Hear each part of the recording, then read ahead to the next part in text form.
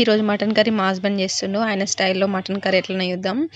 First cooker పెట్టుకొని oil వేసుకొని 3 spoons oil, 4-5 ఉల్లిగడ్డలు కట్ చేసి వేసుకొని ఆనియన్ ఫ్రై అయిన తర్వాత కొంచెం కొత్తిమీర, పసుపు, అల్లం వెల్లిగడ్డ వేసుకొని మంచిగా ఫ్రై చేసుకోవాలి. అల్లం వెల్లుల్లి పేస్ట్ పచ్చివాసన పోయిన తర్వాత మనము మటన్ వేసుకోవాలి. ముందే కడిగి పెట్టుకోవాలి. కడిగి పెట్టిన మటన్ కూడా వేసుకొని మంచిగా ఫ్రై చేసుకోవాలి. ఇందులో నుంచి వాటర్ మొత్తం పైకి తేలే వరకు కుక్కర్ మూత రివర్స్లో పెట్టుకొని కొంచెం ఉడికించుకోవాలి.